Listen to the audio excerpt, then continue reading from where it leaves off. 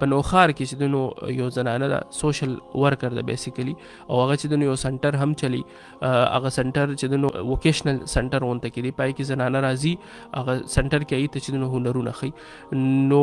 اغي چې دنو چې کله ما وزټ وکړو نو یو ډیر ښه سټپ اغستو او سټپ داو چې کمه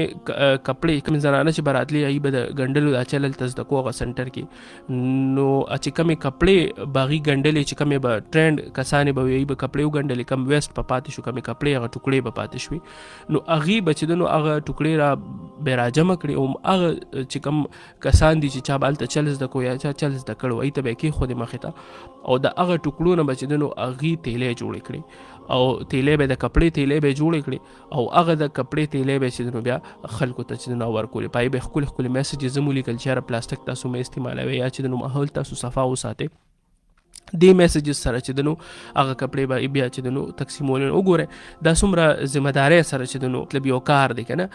یو کس ذمہ داری یو ریسپانسیبل سټیزن ریسپانسیبل شهری نو بیا داسي حالانکه کې اس فائدہ نشته غیتا چې دنو پیسې په ورته نه ملاويږي خو بس کپړې پاتې شوي هغه چې دنو د خپل چې کم کاریګران دي هغه استعمال کړل او داینه تیلې جوړ کړو هغه تیلې فری چې دنو هغه تقسیم کړل په خلکو باندې نو دا یو ډېر ښه حل چې دنو هغه کې دي شکور کې زنانه کدا سي چې ای کپړې ای ته پاتې کیږي نو هغه د هغه کپړو نه چې دنو تیلې جوړول شي د کپړې او خیر د سیما بابر چې دنو چې کومه د ووکیشنل سنټر چې دنو چلی مشره ده نو هغه خو فری ډیسټریبیوټ کی تاسو چې دنو په دې باقاعده پیسې غستې شي په دې پیسې تاسو جوړولې شي نو دې کې به تاسو ته 2 فائدې 3 فائدې بیسیکلی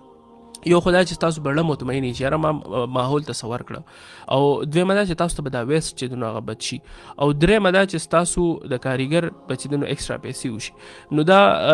وړې خبرې دي وړې چې دنو هغه ټیپس دي واړه چې دنو کارونه دي دغه سټیپس دي دا باغستل غواړي خپل ځان د پاره چې دنو ژوند یوازې نه دی ژوند د نورو د پاره هم دی نو تاسو نه پدې څه پیسې نه دي هیڅ نه دي بس لکشان مهنت دی لکشان کار دی لکشان ټیم ورکول دي او تاسو چې دنو فائدہ هم بل کس ته ورکړه او ماحول هم چې دنو تاسو صفا وساته